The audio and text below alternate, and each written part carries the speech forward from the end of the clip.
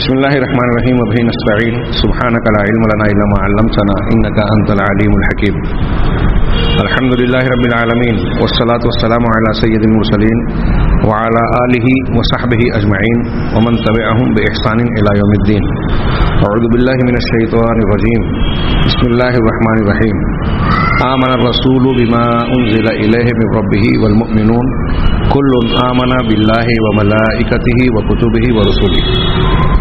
سامعین کرام، آئیے آج کے درس میں ہم ہلکی سی نگاہ ڈالیں اس موضوع پر کہ اسلام اور ایمان ان دونوں میں کیا فرق ہے۔ اگر ہم ائمہ سلف کی عبارتوں پر اس موضوع کے تحت غور کریں، انہیں کھنگالیں، تو ہمیں علماء سلف اہل سنت والجماعت کے علماء کے تین اقوال اس باب میں نظر آتے ہیں۔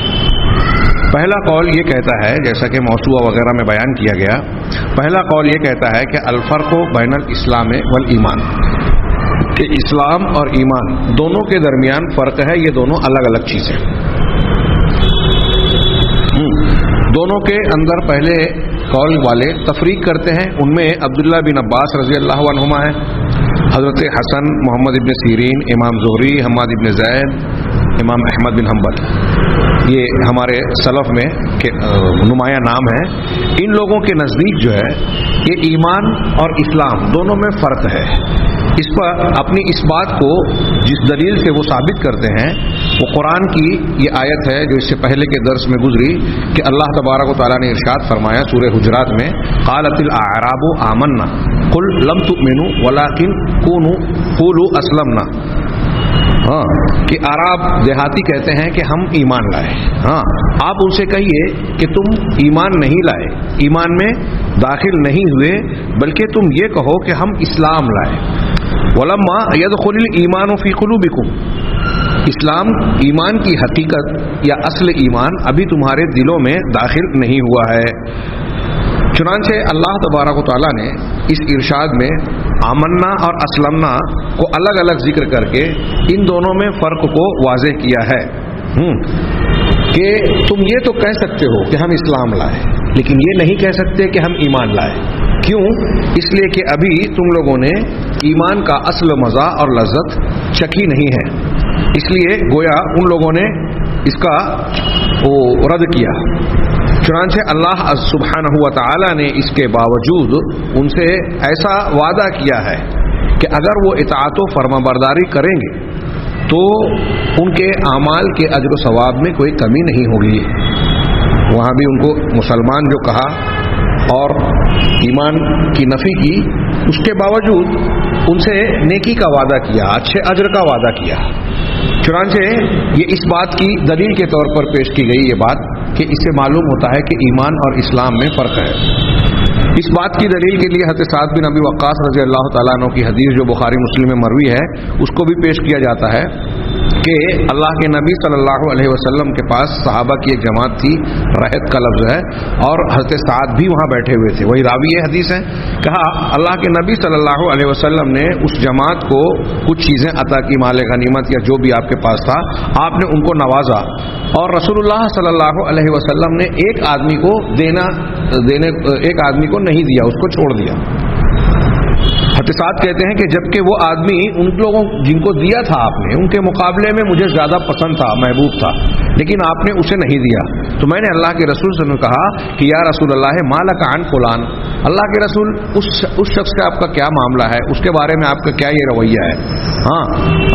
فواللہ انی لأراہ مؤمنا، تو حضرت سعد کہتے ہیں کہ میں نے کہا کہ اللہ کی قسم اللہ کے رسول، میں اس شخص کو مومن سمجھتا ہوں، ایمان والا سمجھتا ہوں۔ تو فقال او مسلمن، تو آپ نے کہا یا مسلمان، کہ وہ مومن ہے یا مسلمان ہے۔ پھر وہ کہتے ہیں حضرت سعد بن ابی وقاص رضی اللہ تعالیٰ عنہ کہ میں خاموش رہا، پھر مجھ پر اس شخص کے بارے میں جو میرا علم اور جانکاری تھی وہ چیز پھر سے غالب آئی، اور میں نے پھر سے کہا کہ اللہ کے رسول آپ کا فلاں کے تعلق سے یہ کیا رویہ ہے؟ یقیناً اللہ کی قسم میں اسے مومن سمجھتا ہوں۔ تو آپ نے پھر وہی جواب دیا او مسلمن، یا مسلمان۔ پھر مجھ پر وہی بات غالب آئی اور تیسری مرتبہ بھی میں نے اپنی وہی بات دہرائی اور کہا، اللہ کے نبی صلی اللہ علیہ وسلم نے بھی اپنی بات دہرانے کے بعد کہا، یا سعد انی لاعطی الرجل وغیرہ احب الی منہ خشیۃ ان یکبہ اللہ فی النار، کہ اے سعد میں ایک آدمی کو دیتا ہوں ہاں جبکہ اس کے مقابلے میں دوسرا آدمی مجھے زیادہ پسندیدہ ہوتا ہے، ہاں جو پسندیدہ ہے اس کو نہیں دیتا، جو اس سے کم درجے کا پسندیدہ ہے اسے دیتا ہوں، اس ڈر سے کہ اللہ تبارک و تعالیٰ اسے جہنم میں منہ کے بل گھسیٹ کر ڈال دے گا، یعنی اس کو دینے سے اس کا نقصان ہونے کا امکان ہے۔ یہ بخاری مسلم کی حدیث ہے۔ یہاں بھی اللہ کے نبی صلی اللہ علیہ وسلم کا حضرت سعد کے جواب میں 3 مرتبہ مومن کہنے پر یہ کہنا کہ اوا مسلمن کہ وہ مومن ہے یا مسلمان، تو گویا یہ اس بات کی طرف اشارہ یا دلالت کہلائی کہ اسلام میں یا مسلم ہونے میں اور مومن ہونے میں فرق ہے۔ تو پہلے قول کے ماننے والے اس قسم کی دلیلوں کی بنیاد پر کہتے ہیں کہ الاسلام والایمان، اسلام اور ایمان کے درمیان فرق ہے۔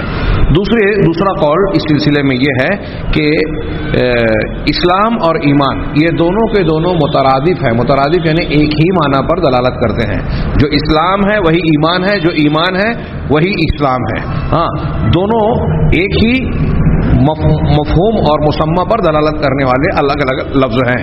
یہ مالکیہ اور شافعیہ کا قول کہلاتا ہے۔ ہاں ان لوگوں نے جو دلیل پیش کی، قرآن کی ایک آیت پیش کی سورہ ذاریات کی، حضرت ابراہیم علیہ السلام کے پاس 2 فرشتے آئے، وہاں جو معاملہ ہوا، پھر وہاں سے جب وہ قوم لوط کی بستی پر عذاب دینے کے لیے گئے تو ان کو اس سلسلے میں حضرت ابراہیم سے گفتگو کے درمیان وہ کہتے ہیں کہ ہم لوگوں نے ہم کو حکم دیا گیا ہے کہ ہم اس میں سے جو بھی مومنین ہیں ان کو نکال دیں۔ تو کہا فاخرجنا من کان فیہا من المؤمنین، تو اس بستی میں مومنین میں سے جو بھی لوگ تھے ہم نے ان کو نکال دیا۔ یہاں فرشتوں کی زبانی جو جملہ کہا گیا المومنین کا لفظ ہے، آگے کا جملہ ہے فما وجدنا فیہا غیر بیت من المسلمین، لیکن اس بستی میں مسلمانوں کے ایک گھر کے علاوہ اور کوئی گھر ہم نے نہیں پایا۔ پہلے جملے میں کہا کہ جو مومنین ہیں ہم نے اس بستی سے ان کو نکال دیا، اور مسلمانوں کا صرف ایک گھر ہم نے پایا، تو جو مومنین ہیں انہی کو مسلمین بھی کہا گیا۔ تو کہہ رہے ہیں اس سے استدلال کیا گیا کہ اس سے معلوم ہوتا ہے اس آیت سے کہ مومنین اور مسلمین دونوں ایک ہی ہیں، الفاظ الگ الگ ہیں، مدلول مفہوم مراد ایک ہی ہے۔ اسی طرح ان لوگوں نے عبد قیس والی روایت، عبد قیس کا جو وفد آیا تھا اور اس میں جو ایمان کی تعریف اللہ کے رسول صلی اللہ علیہ وسلم نے بیان کی تھی، اس سے بھی استدلال کیا۔ یہ حدیث اس سے پہلے بھی گزری ہے۔ وہ کہتے ہیں اللہ کے رسول صلی اللہ علیہ وسلم نے ان سے سوال کیا کہ کیا تم جانتے ہو کہ اللہ وحدہ پر، اللہ اکیلے پر ایمان لانا کیا ہے؟ اتدرون مل ایمان باللہ وحدہ، تو ان لوگوں نے کہا اللہ و رسولہ اعلم، کہ اللہ اور اس کے رسول بہتر جانتے ہیں۔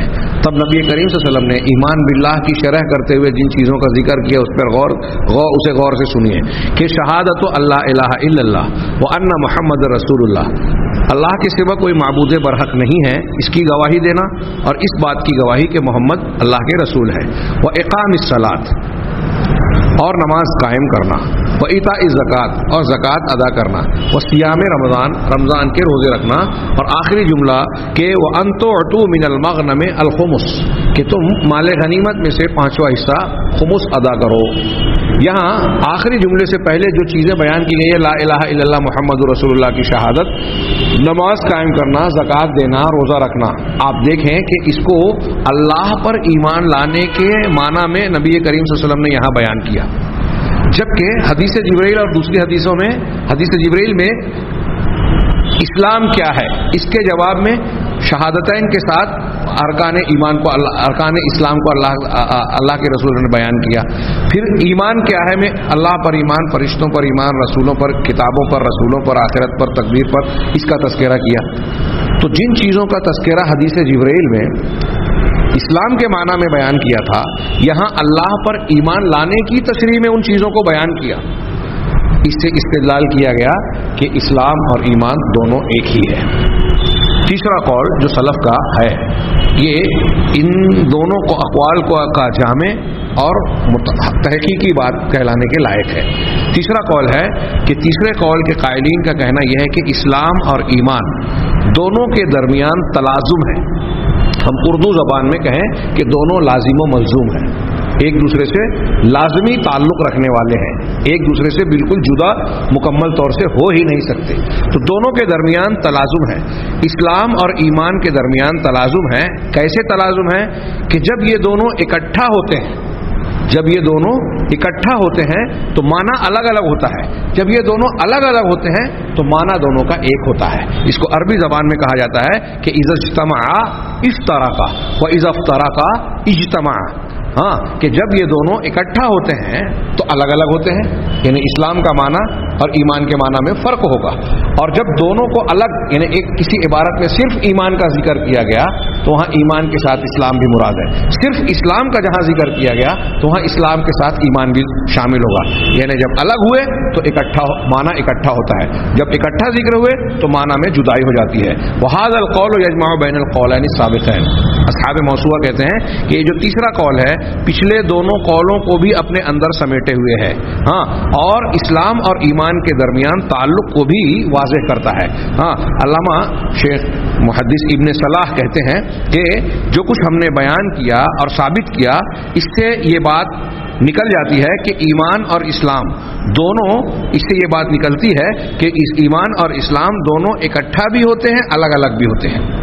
हाँ, और नतीजा क्या निकलता है कि हर मोमिन मुस्लिम है लेकिन हर मुस्लिम मोमिन नहीं है। अब ये एक और भी बात यहाँ इस आखिरी वाले जुमले से जो इब्न सलाह के कौल में नकल किया गया है, ये बताना मकसूद है कि इस्लाम का दर्जा कम और उससे ऊंचा दर्जा ईमान का है, जैसा कि हदीस जिब्रील में भी है और अभी आगे अल्लामा इब्न तैमिया के कौल में बात आ भी रही है। इसको हम आसानी से यूँ समझ लें कि एक आदमी समझ लीजिए कि हमारे यहाँ SSC का कोर्स करता है, उसके बाद 12वीं करता है। हाँ, तो जो आदमी, जिस आदमी ने 12वीं की डिग्री हासिल कर ली या क्लास पास कर ली है, तो वो जानी बुझी बात है कि उसने SSC यानी 10वीं भी पास की है, 10वीं पास करने के बाद ही तो 12वीं पास करेगा। तो ईमान का दर्जा जब ऊंचा है तो इसका मतलब ये कि जो इस्लाम के दर्जे से आगे बढ़ गया, यानी उसके अंदर इस्लाम है, तभी तो वो मोमिन है। हाँ, 12वीं पास से हम ये सवाल नहीं करेंगे कि क्या तुम 10वीं पास भी हो क्या। तो जो मोमिन है वो खुद ब खुद मुस्लिम है, लेकिन जो 10वीं पास है जरूरी नहीं कि वो 12वीं पास भी हो। तो ये 10वीं वाला दर्जा नीचे है। तो इसीलिए इसको कहा कि मुस्लिम जरूरी नहीं है कि मोमिन हो, लेकिन हर मोमिन जरूरी है कि मुस्लिम भी हो। आगे अल्लामा इब्न तैमिया की बात से ये जो तीसरा कौल है और इसकी जामियत, इसका माना और मफहूम बड़ा अच्छी तरह से वाज़ेह होता है। शेखुल इस्लाम अल्लामा इब्न तैमिया कहते हैं कि लाकिन तहक़ीक़ इब्तिदाअन हुआ मा बय्यनहु नबी सल्लल्लाहु अलैहि वसल्लम। तहक़ीक़ी बात यह है कि इब्तिदा जब हम करेंगे तो हकीकत और तहक़ीक़ यह है कि जो नबी सल्लल्लाहु अलैहि वसल्लम ने बयान किया हम उसको पहले सामने रखें। इब्तिदान क्या कि जब आपसे पूछा गया इस्लाम ईमान के बारे में तो आपने क्या तफसीर की? इस्लाम की तफसीर ज़ाहिरी अमाल से की। बहुत गौर से सुनिएगा, इस्लाम की तफसीर, इस्लाम किसे कहते हैं? तो आपने हज़रत जिब्रील को हदीस जिब्रील में जो जवाब दिया, जिन चीज़ों को जिक्र किया वो ज़ाहिरी चीज़ों से ताल्लुक़ रखता है। ला इलाहा इल्लल्लाह मुहम्मदुर रसूलुल्लाह की गवाही देना, नमाज कायम करना, ज़कात देना, रोज़ा रखना, हज करना, ये चीज़ें सारी के सारी ज़ाहिरी हैं। और ईमान की वल ईमान बिल उसूलिल खमसा, और ईमान की तशरीह जो आपने की, ईमान की 5 बुनियादों या 6 बुनियादों, यहाँ 5 कहा गया है, 6 बुनियादों के साथ अल्लाह पर ईमान, फरिश्तों पर ईमान, किताबों पर ईमान, रसूलों पर ईमान, आखिरत पर ईमान, और छठा तकदीर पर। कहीं कहीं तकदीर का जिक्र नहीं है, कुरान में जो तस्करा किया गया है उस एतबार से 5 का कहा गया। तो ईमान की जो 6 बुनियादों को जिक्र किया, आप गौर करें तो वो कह रहे हैं कि वल ईमान बिल उस, ये 5 चीज़ें ये बातनियत से, अंदर से तस्दीक करने से इसका असली ताल्लुक़ है। चुनांचे फलैस लना इज़ा जमाअना बैनल इस्लाम वल ईमान अन नुजीब बगैर मा अजाब बिही नबी सल्लल्लाहु अलैहि वसल्लम। तो हमारे लिए ये दुरुस्त नहीं है कि जब इस्लाम और ईमान को दोनों को इकट्ठा जिक्र किया जाए तो हम नबी सल्लल्लाहु अलैहि वसल्लम के बयान किए हुए माना से कोई अलग माना बयान करें। कितनी प्यारी बात है। जब दोनों साथ साथ हों तो इस्लाम का वही माना बयान किया जाए, ईमान का वही माना बयान किया जाए जो नबी सल्लल्लाहु अलैहि वसल्लम ने बयान किया। इससे हटकर कोई माना बयान करना दुरुस्त नहीं होगा, क्योंकि नबी ने बयान किया है। तो हमारे लिए यही सही है कि जब दोनों इकट्ठा हों तो उसको वैसे ही बयान करें जैसे नबी सल्लल्लाहु अलैहि वसल्लम ने बयान किया है। हाँ, इसी तरीके से वो अम्मा इज़ा उफ़रिदा इस्मुल ईमान, हाँ, लेकिन जब ईमान का लफ्ज़ अलग से तन्हा जिक्र किया जाए फ़इन्नहु यतज़म्मनुल इस्लाम, तो अब लफ्ज़ ईमान इस्लाम को शामिल होगा, इस्लाम को अपने अंदर समेटे हुए होगा। व इज़ा उफ़रिदा अल इस्लामु, और जब इस्लाम के लफ्ज़ को अलग से तन्हा जिक्र किया जाएगा फ़क़द यकूनु मअल इस्लाम मुअमिनन बिला निज़ाइन, तो ऐसी सूरत में इस्लाम के साथ साथ ईमान भी होगा, यानी एक आदमी मुसलमान होने के साथ बिला इख्तिलाफ मोमिन भी होगा। वहाज़ा हुवल वाजिब, और यही वाजिब है कि इस्लाम और ईमान के दरमियान एक लंबी चौड़ी बहस के फ़र्क को बहुत ही इख्तिसार के साथ पेश किया गया है। मैंने मौसूआ के हवाले से उसकी इबारत को सामने रख के बयान किया है अपनी बाज़ तशरीहात के साथ। एक फ़र्क ये हुआ इस्लाम और ईमान के दरमियान, और नतीजे के तौर पर हमने जो शेख इब्न सलाह के कौल में पढ़ा कि जब ये दोनों इकट्ठा होंगे तो दोनों के माना में कुछ फ़र्क करेंगे। हदीस जिब्रील में जिस तरह जिक्र किया गया तो वहाँ ज़ाहिरी अमाल को इस्लाम कहा गया, बातिनी उमूर को यकीनियात और तस्दीक करने वाली चीज़ों को ईमान कहा गया। हाँ, और फिर एहसान, इन दोनों की खूबसूरती को कहा गया, ये तीसरा दर्जा। हाँ, एहसान इन तीनों में खूबसूरती और हुस्न और ज़्यादती पैदा करने को कहा गया। हाँ, लेकिन जब सिर्फ मुस्लिम, सिर्फ मोमिन बोला जाएगा तो दोनों का के माना में एक दूसरे के माना में दोनों शामिल होंगे। ये अच्छी तरीके से जहन में रखें। इसके बाद यहाँ मुतलकुल ईमान और ईमान मुतलक के दरमियान का फ़र्क कुछ मिसालों के ज़रिए से बयान किया गया है, वो हम पिछले दर्स में जान चुके हैं।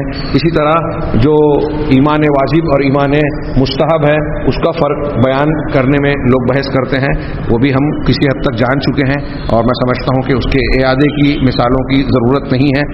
आगे आइए, एक दूसरा मसला यहाँ आखिर में इस मबहस के हमारे सामने कुछ ऐसी बातें हैं जो अहले सुन्नत वल जमात का मौक़िफ़ है और उसके मुकाबले में अहले बिदअत इख्तियार करते हैं। तो ये जो हमने ईमान और इस्लाम के दरमियान फ़र्क पढ़ा, मुतलक़ ईमान और अल ईमानुल मुतलक़ के दरमियान फ़र्क जाना, उसको सामने रखें। उससे आगे हम अहले वईद, अहले वाद, खारजी, मोतज़िली और दूसरे मुर्जिया वगैरह के अक़वाल को अहले सुन्नत वल जमात के सामने पेश करके उसका हल्का फुल्का जायज़ा लेने की कोशिश करेंगे। लेकिन उससे पहले ईमान के बाब में एक बड़ी अहम बहस है। हमारे यहाँ आम तौर से उस बहस को छेड़ा नहीं जाता, तज़किरा नहीं किया जाता, लेकिन अरब दुनिया में इस पर मैंने देखा अरब उलमा को इस पर लंबी चौड़ी गुफ्तगू करते हैं। यहाँ तक कि मुझे याद पड़ता है कि शेख अब्दुल रज़ाक ने इस पर मुस्तकिल एक मोटी ज़ख़ीम किताब लिखी है इस मौजू पर, और जितनी भी ईमान के मुताल्लिक बहस करने वाली किताबें उलमाए सलफ़ व खलफ़ की, अहले सुन्नत की मिलती है, उनमें ये एक उन्वान मिलता है। और हमारे यहाँ भी अगरचे इसकी ज़रूरत पड़ती है, लोग तवज्जो नहीं देते। वो क्या है? अल इस्तिस्ना फिल ईमान, ईमान के सिलसिले में इस्तिस्ना करना। इसका मैं बहुत ही सरसरी और इख्तिसार के साथ तज़किरा करना चाहूँगा ताकि उसमें आदमी को उलझन महसूस ना हो, लेकिन मसले की हद तक जो मालूम होना ज़रूरी है वो भी वाज़ेह हो जाए। हाँ, साहिब मुज़क्करा कहते हैं कि इस्तिस्ना फिल ईमान, बहुत से लोग ईमाना ही नहीं समझेंगे कि ईमान में इस्तिस्ना इसका मतलब क्या है। इसका मतलब ये है कि कोई आदमी ये कहे कि अना मुमिनुन इंशाअल्लाह, कि मैं मोमिन हूँ अल्लाह ने चाहा तो क्या आपसे अगर कोई सवाल करे कि क्या आप मुसलमान या मोमिन हैं, तो आपका ये जवाब देना कि इंशाअल्लाह मैं मुसलमान हूँ, या अना मुमिन अना मुस्लिम इंशाअल्लाह, या इस तरह का जुमला कहना कि अना मुमिन अर्जू, मैं मोमिन हूँ उम्मीद रखता हूँ, या अर्जू अन अकूना मुमिनन, कि मुझे उम्मीद है कि मैं मुसलमान या मोमिन हूँगा, मैं उम्मीद करता हूँ कि मैं मुसलमान हूँ, मैं उम्मीद करता हूँ कि मैं मुसलमान हूँगा, या इंशाअल्लाह मैं मुसलमान हूँ। ये इंशाअल्लाह उम्मीद करता हूँ ईमान के साथ एक इस्तिस्ना का मफहूम रखता है। अगर अल्लाह ने चाहा तो मैं मुसलमान हूँ, तो गोया क्या आप मुसलमान नहीं हैं? ऐसा कहना दुरुस्त है कि नहीं, जायज़ है कि नाजायज़ है? یہ ایک ایمان کے باب میں بحث ہے. چنانچہ اس سلسلے میں 3 مذاہب ہیں، 3 اقوال ہیں، بلکہ 3 مذاہب ہیں. پہلا مذہب اہل سنت والجماعت، اہل الحدیث، اہل حق کا، جو یہ کہتے ہیں کہ سلف صالح کا کہنا یہ ہے کہ بعض اعتبار سے، بعض پہلوؤں سے ایمان میں استثناء کرنا صحیح ہے. کچھ مواقع اور مقاصد ایسے ہیں جس کی بنیاد پر انا مؤمن انشاءاللہ کہنا جائز ہے، صحیح ہے. کچھ اعتبار ایسے ہیں، بعض دوسرے اعتبار کہ انا مؤمن انشاءاللہ یعنی اپنے آپ کو انشاءاللہ کے ساتھ یا امید کے ساتھ مومن کہنا یہ ناجائز ہے، صحیح نہیں ہے. ہاں، تو کہہ رہے ہیں اگر ایک شخص یہ کہتا ہے کہ میں انشاءاللہ میں مومن ہوں انشاءاللہ، تو وہ جو انشاءاللہ کہے کہ مستثنا کر رہا ہے کہ ہو سکتا ہے کہ میں نہیں بھی ہوں، گویا یہ استثنا ہوا. تو یہ کس معنی میں صحیح ہوگا؟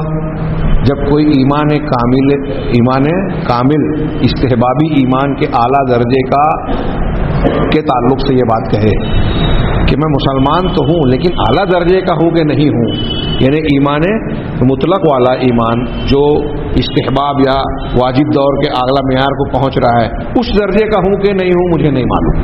ہاں، تو کہہ رہے کہ ایسا استثناء کرنا جن اسباب کے تحت، کئی اسباب کے تحت جائز ہوتا ہے.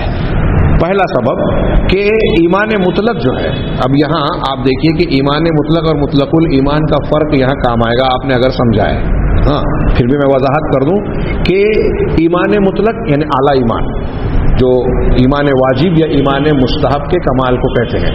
ایمان مطلق یہ مشتمل ہے کہ آدمی اگر آپ کامل ایمان والے ہیں، اعلیٰ ایمان والے، تو اس کا مطلب یہ کہ آپ اس درجے کے مسلمان ہیں کہ اللہ تبارک و تعالیٰ کے ہر حکم پر عمل کر رہے ہیں، اللہ تعالیٰ کی منع کی ہوئی ہر چیز کو ترک کر رہے ہیں.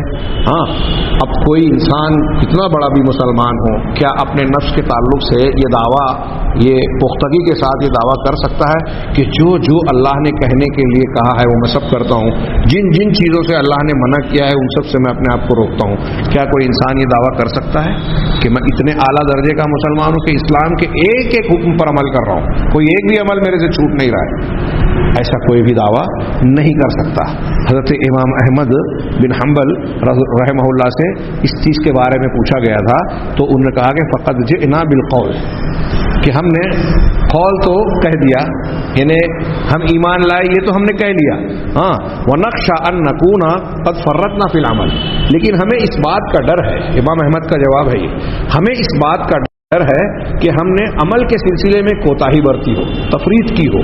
ہاں، فَيُعْجِبُنِي أَن يُسْتَثْنَىٰ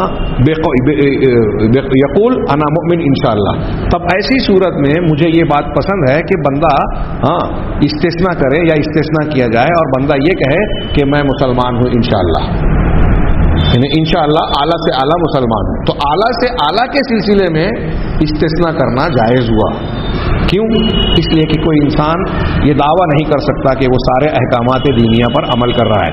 یہ پہلا سبب ہے جس کی بنیاد پر ایسا کہنا جائز ہے. دوسرا سبب کہ اگر کوئی آدمی ایمان والا ہے اور پھر کچھ نیکیاں بھی کر رہا ہے، اچھے کام بھی کر رہا ہے، تو کیا یہ یقین کیا جا سکتا ہے کہ اس کا وہ نیک عمل قبول کر دیا گیا، قبول ہو گیا یا نہیں ہوا؟ ہاں، تو کہا کہ اس نقطۂ نظر سے غور کیا جائے کہ اس کا عمل اللہ تبارک و تعالیٰ کے جناب میں اس کی جانب سے قبول ہوا یا نہیں ہوا. کیونکہ ایمان اللہ تبارک و تعالیٰ کے یہاں فائدے مند وہی ایمان ہے جو اس کے یہاں مقبول ہے. تو کیا کوئی انسان اس بات کا دعویٰ کر سکتا ہے، یقین کر سکتا ہے کہ اس کا ہر عمل قبول ہو رہا ہے؟ اس پر وہ لوگ بھی غور کریں جو بدعات پر عمل کرتے ہیں کہ اپنا عمل دوسرے کو اہدا کرتے ہیں کہ میرا عمل، میں اپنا قرآن جو تلاوت کیا ہے میں پھلا پھلا کو بخشتا ہوں، اہدا کرتا ہوں. آج ہمارے یہاں سماج اور معاشرے میں، ہندوستان پاکستان میں یہ بدعتی عمل بڑا عام اور کامن ہے. بعض لوگوں کو جب بیان کیا جاتا ہے تو ان کو حیرت ہوتی ہے، ایسا کیسے بیان کر رہے ہیں؟ اس کا کوئی ثبوت، ثابت شدہ صحیح دلیل اس کی نہیں ہے. لوگ اختلاف کرتے ہیں لیکن ثابت اعتبار سے یہ ایصال ثواب کے زمرے میں، ثابت شدہ چیزوں کے زمرے میں میرے علم کے مطابق نہیں آتا. یہ बिदअत है, इसकी आप तहकीक कर ले। तो अच्छा, उसमें ये सवाल भी पैदा होता है कि आप जिस अमल के बारे में कह रहे हैं कि मेरा फला अमल मैं फला को दे रहा हूँ, बख्श रहा हूँ, तो क्या आपको यकीन है कि वो आपका अमल कबूल कर लिया गया है? अगर वो अमल कबूल ही नहीं हुआ है, रद्द हो गया है, आपके मुंह पर मार दिया गया है और आप कह रहे हैं कि ये बख्श दिया जाए फलां को, तो आप नेकी बख्श रहे हैं या गुनाह बख्श रहे हैं? अगर अब वो आपका अमल किसी वजह से बर्बाद हो गया या किसी वजह से गुनाह में तब्दील हो गया, कभी कभी ऐसा भी होता है। हाँ, बिदअत करने वाला जो बिदअत करता है वो नेकी समझ के करता है, लेकिन अल्लाह के रसूल ने हर जुमा में बयान किया कि वो गुमराही है और गुमराही जहन्नम में ले जाने वाली है, हर बिदअत गुमराही है। बहरहाल यहाँ एक दूसरा नुक्ता यही बयान कर रहे हैं कि कोई आदमी इस बात को क्या यकीन से कह सकता है कि उसकी नेकियां, उसके अच्छे अमल अल्लाह के यहाँ कबूल हो गए? कैसे ये हो सकता है जबकि मोमिन जो हकीकत में मुसलमान होगा वो नेकियां करने के बावजूद डरता रहता है कि कहीं ऐसा ना हो कि अल्लाह के जनाब में उसकी ये नेकी रद्द हो जाए। चुनांचे कुरान में अल्लाह ताला ने इरशाद फरमाया, वल्लज़ीना युतूना मा आतो व क़ुलूबुहुम वजला, के मुसलमान बंदे, मोमिन बंदे, इनकी पीछे इन आयतों से पहले कई सूरह मोमिनून में सिफात बयान की गई और आखिर में ये कहा गया कि ये वो लोग जो अल्लाह ताला की दी हुई नेमतों में से खर्च करते हैं, लोगों को देते हैं, नवाजते हैं, व क़ुलूबुहुम वजला, लेकिन उनके दिल लर्ज़ां रहते हैं, डरते रहते हैं, हाँ, अन्नहुम इला रब्बिहिम राजिऊन, के उनको अपने परवरदिगार की तरफ लौटना है। ये कुरान की आयत जब उम्मुल मोमिनीन हज़रत आयशा सिद्दीक़ा रज़ियल्लाहु तआला अन्हा ने सुनी तो उन्होंने सवाल किया, अल्लाह के रसूल, क्या इससे मुराद वो लोग हैं मुसलमान जो ज़िना करते हैं, चोरी करते हैं, हाँ, और गुनाह का काम करते हैं, कि उनके दिल डरते रहते हैं? तो अल्लाह के रसूल ने कहा कि ला इब्नत सिद्दीक, नहीं है सिद्दीक की बेटी, सुनन वगैरह में यह हदीस है। यहाँ मुज़क्किरा में उसका आखिरी हिस्सा सिर्फ नकल किया कि नबी करीम सल्लल्लाहु अलैहि वसल्लम ने इसकी तफसीर करते हुए कहा, हज़रत आयशा सिद्दीक़ा से बताया कि ये कौन लोग हैं जिनका जिक्र अल्लाह ने किया है कुरान की इस आयत में, कि अल्लज़ीना यसूमूना व युसल्लूना व यतसद्दक़ूना व हुम यख़ाफ़ूना अल्ला युक़बल मिनहुम, कि ये वो लोग हैं जो रोज़ा रखते हैं, हाँ, नमाज पढ़ते हैं, नफली रोज़े नमाज करते हैं, सदका व खैरात करते हैं और डरते रहते हैं कि कहीं ऐसा ना हो कि उनका ये अमल कबूल ना हो। अल्लामा अलबानी ने इस हदीस को सही कहा है। नेकियां करने के बाद डरते रहते हैं कि कबूल ना हो। दलील क्या देना चाहते हैं यहाँ कि एक मोमिन बंदा नेकियां करके भी खौफज़दा रहता है कि कहीं उसका अमल रद्द ना हो जाए। हज़रत इमाम हसन बसरी इसी के ज़िम्न में कहते हैं, यहाँ मनकूल नहीं है, इमाम तहावी अल्लामा इब्न अबिल इज़्ज़ ने इस ज़िम्न में नकल किया कि इमाम हसन बसरी कहते हैं कि मोमिन जो है वो नेकियां करने के बाद भी डरता रहता है कि अल्लाह के यहाँ रद्द ना हो जाए, और मुनाफिक आदमी गुनाह करने के बाद भी अल्लाह से उम्मीद रखता है कि वो तो उसका बेड़ा पार हो जाएगा। आज हम अपने आप का जायज़ा लें कि हम किस कैटेगरी में हैं, किस खाने में बैठते हैं।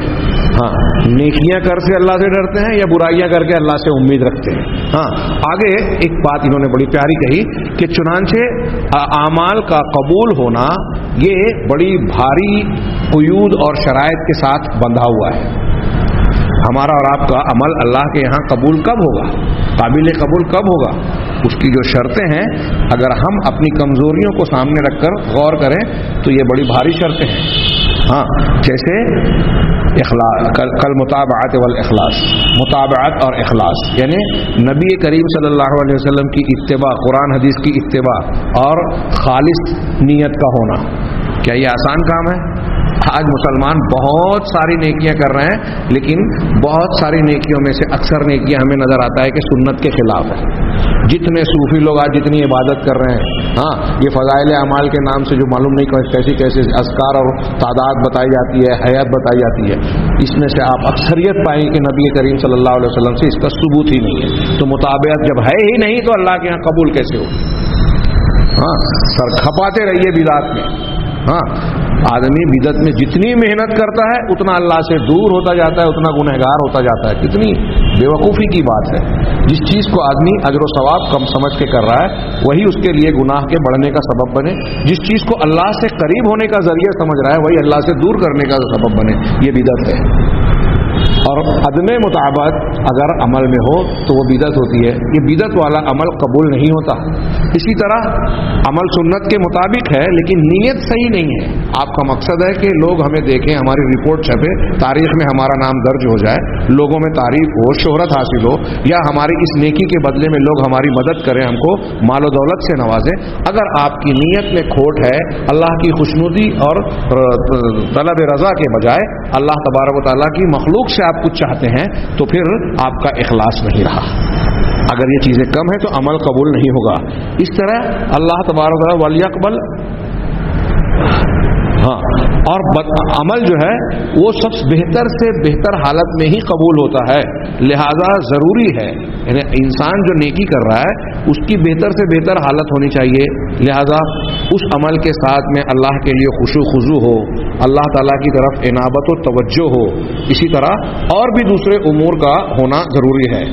وہ امر آخر ایک دوسری بات یہ کہہ رہے ہیں کہ عمل کے قبول ہونے کے لیے ایک طرف تو یہ ہے, دوسری بات کیا ہے کہ کیا انسان کو اگر, چلیے تھوڑی دیر کے لیے مان بھی لیں کہ ایک انسان کو یہ یقین ہو گیا کہ میرا عمل قبول ہو گیا, میرا عمل قبول ہو گیا, تو کیا قبولیت عمل کے بعد وہ اس بات کی گارنٹی دے سکتا ہے کہ اس سے کوئی ایسی چیز سرزد نہیں ہوگی جس سے اس کا وہ عمل برباد نہیں ہوگا؟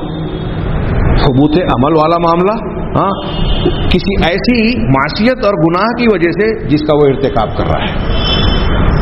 ایک انسان نیکیاں کرتا ہے, نیکیاں کرنے کے بعد اس سے کوئی ایسا گناہ سرزد ہو جا رہا ہے جس سے اس کی نیکی صاف ہو جا رہی ہے. آج تو ہم دیکھتے ہیں کہ لوگ شرک اکبر تک کر لیتے ہیں. ایک آدمی نے مثال کے طور پہ 100 سال صرف نماز پڑھی, کوئی دوسرا کام ہی نہیں کیا, 100 سال کے بعد اس نے اللہ کے ساتھ شرک اکبر کر لیا, تو اس کی 100 سال کی نماز ایک لمحے میں اڑ جائے گی. یہ قرآن حدیث سے کوئی ایسا ثابت شدہ مسئلہ ہے جس میں میں سمجھتا ہوں کہ کوئی صاحب علم اختلاف کرنے کی مجال ہی نہیں رکھتا. یہ میں ایک موٹی سی مثال دے رہا ہوں. ایسی بہت ساری چیزیں ہیں کہ جس طرح ہم نے یہ جانا کہ نیکیاں برائیوں کو ختم کرتی ہے, اسی طرح کئی شکلوں میں کیا ہے, برائیاں نیکیوں کو کھا جاتی ہیں. حسد, جلن اور نہ جانے کیا کیا ایسی چیزیں ہیں جو انسان کی برائیوں کو ختم کر دیتی ہے, کھا لیتی ہیں. اور کچھ ایسے بھی لوگ ہوں گے جن کی نیکیاں قیامت کے دن کھا لی جائے گی, ہے نا, مفلس والی حدیث کہ قیامت کے دن نیکیاں لے کے آئے گا لیکن لوگوں کا حق مارا ہوگا, ظلم کیا ہوگا, گالی گلوچ کیا ہوگا. ہر حقدار آئے گا اور اپنے حق کے بدلے میں اس سے نیکیاں لیتا جائے گا یہاں تک کہ اس کے نامہ اعمال سے نیکیاں ختم ہو جائے گی, حقدار باقی ہوں گے, ان کے نامہ اعمال سے گناہ حق کے عوض میں دی جائے گی اور بالآخر یہ جہنم رسید ہو جائے گا. تو کیا ایک آدمی کو اگر یہ معلوم بھی ہو جائے کہ میرا عمل قبول ہو گیا, تو کیا وہ اس بات کو پر مطمئن یا گارنٹی دے سکتا ہے کہ کسی گناہ کے کرنے کی وجہ سے اس کی برائی جو ہے اس کے وہ عمل برباد نہیں ہو جائے گا؟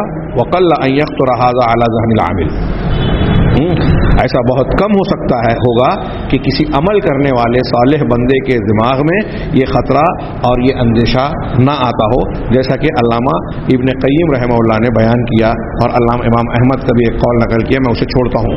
تیسری چیز جس کی سبب سے جو ہے وہ استثناء کرنا کہ میں مومن ہوں انشاءاللہ, یہ کہنا جائز ہے. یعنی یہ دوسرا سبب کیا تھا کہ میں مومن ہوں انشاءاللہ, مطلب میں ایمان تو میں لے آیا, مسلمان تو میں ہوں, لیکن اللہ تعالیٰ کے ہاں میرا ایمان قابل قبول ہے یا نہیں ہے, میں جو نیکیاں کر رہا ہوں وہ کس درجے میں قبول ہو رہی ہے, یہ میں نہیں کہہ سکتا. اس لیے انشاءاللہ کہنا جائز ہوگا اس معنی میں. تیسری وجہ جو جائز کی ہے وہ یہ کہ آدمی اپنے آپ کا تزکیہ اور صفائی کرے. اپنی زبان میں, محاورے کی زبان میں کہتے ہیں نا, منہ میاں مٹھو بننا, اپنے منہ میاں مٹھو بننا, خود اپنی ستائش اور تعریف کرنا. تو کچھ لوگ ایسے ہوتے ہیں کہ اپنے ہی بارے میں کہتے ہیں کہ میں ایسا ہوں, میں ویسا ہوں. تو اب ایک آدمی اگر یہ کہے اکڑ میں دعویٰ کرتے ہوئے, زوم کا اظہار کرتے ہوئے کہ میں مومن ہوں, تو یہ چیز اچھی نہیں ہے. یعنی اپنے آپ میں تکبر اور شیخی بگھارتے ہوئے کہنا.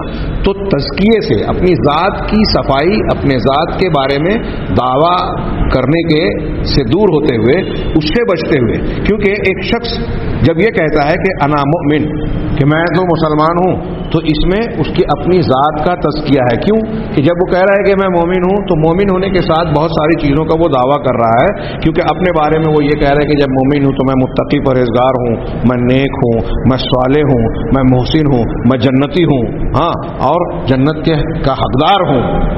اس قسم کا معنی اور مفہوم اگر ہو اور بیان کر رہا ہے تو گویا وہ اپنے آپ کی تعریف کر رہا ہے, تزکیہ کر رہا ہے.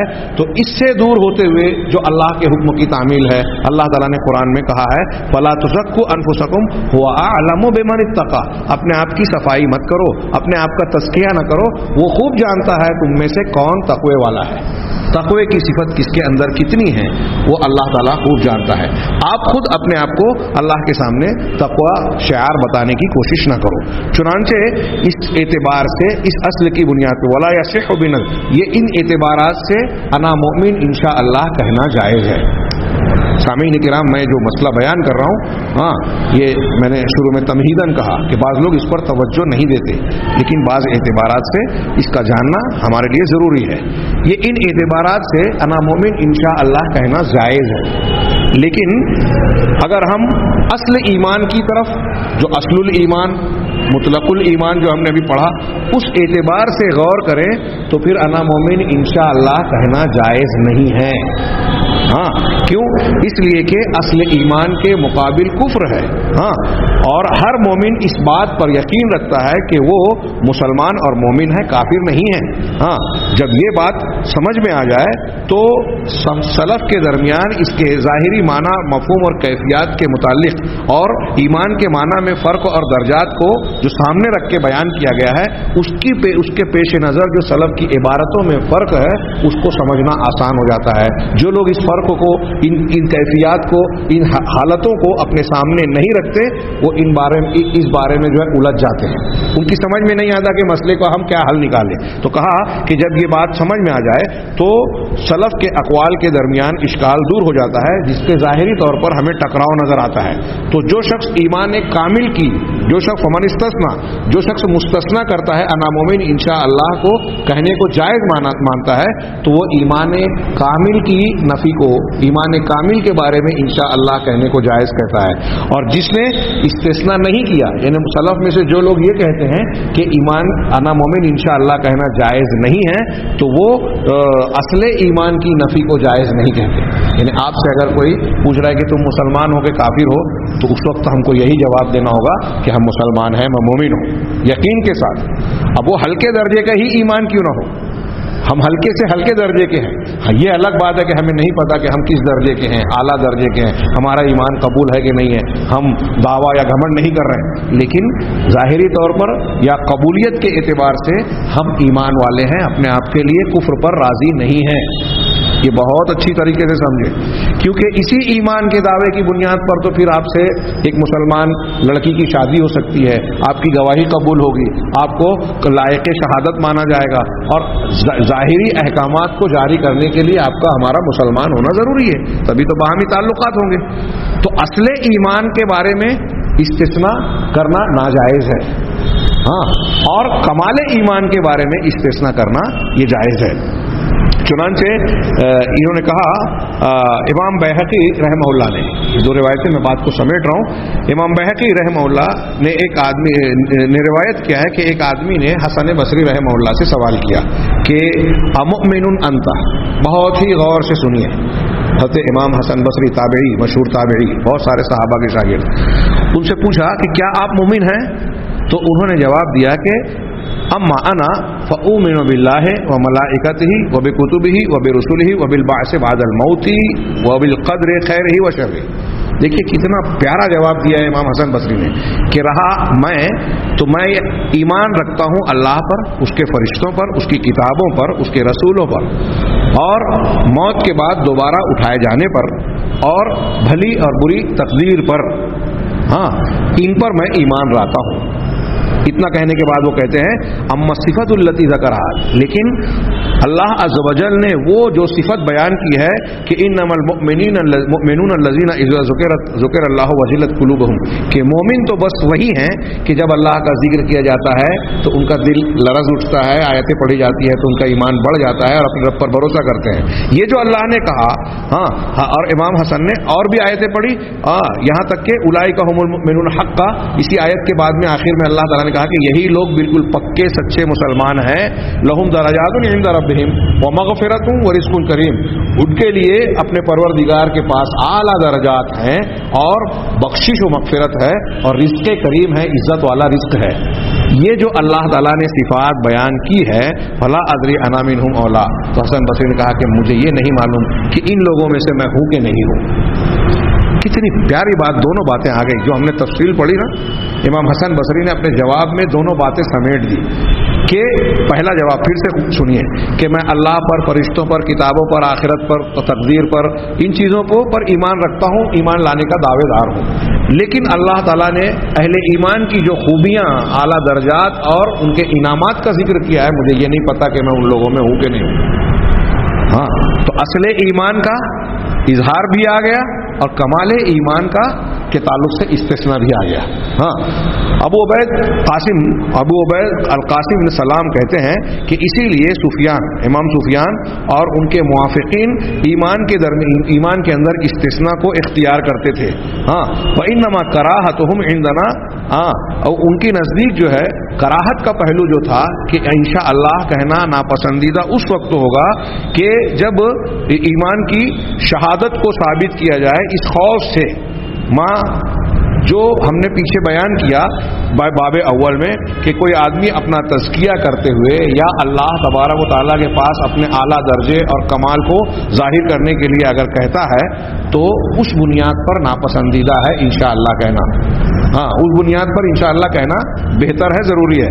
رہا دنیا کے احکام کے اعتبار سے ظاہر میں اپنے آپ کو مسلمان کہنا، تو کہا کہ اسی کی بنیاد پر تو وہ اہل ملت مومنین کہلانے کے حقدار ہوتے ہیں.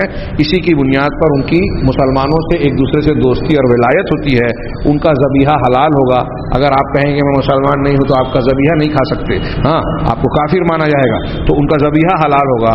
ان کی شہادتیں اور گواہیاں، ان سے نکاح کرنا اور ان کے تمام معاملات، یہ سارے کے سارے معاملات ایمان کی بنیاد پر ہی انجام پاتے ہیں. یہ دوسرا پہلا مذہب ہے اہل سنت والجماعت کا. دوسرا مذہب ہے کلابیہ اور اشاعرہ کا. کلابیہ، ابن کلاب ایک شخص گزرا ہے، اس کی طرف نسبت کر کے یہ لوگ کلاب کہلاتے ہیں. آج کے ہمارے ہاں جو احناف کا عقیدے میں جو مسلک پایا جاتا ہے، ان کے ہاں اشعریت، ماتریدیت اور کلابیت کے اثرات بھی پائے جاتے ہیں. فی الحال اس کی تفصیل کا موقع نہیں ہے. تو کلابیہ اور اشاعرہ کہتے ہیں، ان کا کہنا یہ ہے کہ استثناء کہنا ایمان کے سلسلے میں استثناء واجب ہے. یہ صرف جان جائیں آپ، میں یہاں یہ بتانا مقصود ہے کہ اہل سنت والجماعت سے ان کی ڈگر الگ ہے اور ان کا استدلال بھی الگ ہے. اہل سنت والجماعت نے ان کا بڑا پیارا رد کیا ہے. سرسری طور سے تذکرہ کر دوں، یہ لوگ کہہ رہے ہیں اشعری ماتریدی کہ انا مومن انشاءاللہ کہنا فرض ہے، ضروری ہے. کیوں؟ ان کا ماخذ یہ ہے کہ یہ معال کے نتیجے اور انجام کے اعتبار سے یہ کہنا ضروری ہے. مطلب اشاعرہ کیا کہہ رہے ہیں کہ آپ اور ہم ابھی تو کہہ سکتے ہیں کہ مسلمان ہیں، لیکن آپ کی جب موت ہوگی، میری موت ہوگی، ہمیں کیا پتہ، کسے کیا معلوم کہ ایمان پر خاتمہ ہوگا یا کفر پر خاتمہ ہوگا. اس لیے ہم یہ کہیں گے کہ انشاءاللہ میں مومن ہوں.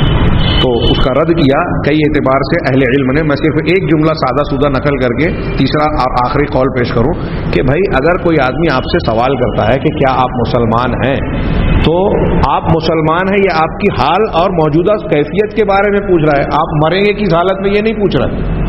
مستقبل میں آپ کا کیا انجام ہوگا یا آپ کون سا مسلک اختیار کریں گے یہ نہیں پوچھ رہا ہے. آپ کی موجودہ حالت کیا ہے اس کی بنیاد پر آپ سے سوال کیا جا رہا ہے. لہذا اسی بنیاد پر وہ جواب دیا جائے گا. اور معاملے کے اعتبار سے اب آپ اس طرح سوچئے کہ کیا اگر آپ سے کوئی یہ سوال کرے کہ کیا آپ کافر ہیں، تو کیا آپ یہ کہیں گے اشاعرہ کی بنیاد پر کہ میں انشاءاللہ میں کافر ہوں؟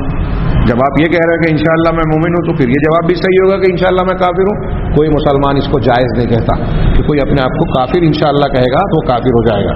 ہاں تو اس لیے یہ انشاءاللہ کہنا اس بنیاد پر جو یہ لوگ ضروری کہہ رہے ہیں بالکل غلط بات ہے. اشاعرہ اور کلابیہ کا یہ مذہب. تیسرا مسلک جو ہے وہ ماتوریدیہ کا ہے، قول ہے. وہ کہتے ہیں کہ استثناء کرنا ان کے یہاں حرام ہے، یعنی انا مومن انشاءاللہ کسی بھی حالت میں کہنا حرام ہے. کیوں؟ اس لیے کہ ایسا کہنا ان کے نزدیک یہ معنی رکھتا ہے کہ جو شخص کہہ رہا ہے کہ میں مومن ہوں انشاءاللہ، تو دراصل اس کے اس قول میں شک کا وہم پیدا ہوتا ہے، اور ایمان شک کے خلاف ہے. یہاں یقین ہونا چاہیے، اور ایمان میں شک جائز نہیں ہے. ہاں اس لیے کہ اگر کسی کافر سے یہ کہا جائے کہ اسلام لے آ، تو وہ یہ نہیں کہہ سکتا کہ میں اسلام لاتا ہوں انشاءاللہ، اس لیے کہ یہ ایسا کہنا اس کے لیے بغیر یقین کے اسلام میں داخل کرنے والا نہیں ہوگا. لیکن یہ بھی صحیح نہیں ہے، اس لیے کہ اہل سنت والجماعت کے ہاں جو استثناء کہنا جائز ہے وہ ایمان کامل کے سلسلے میں استثناء کہنا جائز ہے، اصل ایمان کے سلسلے میں استثناء کرنا جائز نہیں ہے. اس کی اور بھی تفصیل ہو سکتی ہے. یہاں ہم اپنی بات کو روکتے ہیں. انشاءاللہ اگلے درس میں ہم اس پر گفتگو کریں گے کہ اہل سنت والجماعت کے اس موقف کے تناظر میں ان کے اس موقف کو اختیار کرنے میں کیا اعتدال اور فائدے ہیں، ہاں اس سے ہٹنے میں کیا نقصان ہوتا ہے وہیں ظاہر ہو جائے گا. اور ساتھ ساتھ ان بنیادوں پر قرآن اور حدیث میں جو وعدے کیے گئے ہیں انعامات کے، جو وعیدیں سنائی گئی ہے عذاب کے، اس کے تعلق سے کچھ لوگوں نے جو ہے منحرف روش اختیار کی، تو اس کے مقابلے میں اہل سنت والجماعت کا کیا موقف ہے یہ انشاءاللہ ہم آئندہ اگلے اور آخری درس میں سماعت فرمائیں گے. اللہ تبارک و تعالیٰ سے دعا ہے کہ وہ ہمیں ایمان و عقیدے کی صحیح سمجھ عطا فرمائیں، اور اس کی برکت سے دنیا اور آخرت میں ہمیں نجات سے نوازے. وآخر دعوانا الحمدللہ رب العالمین.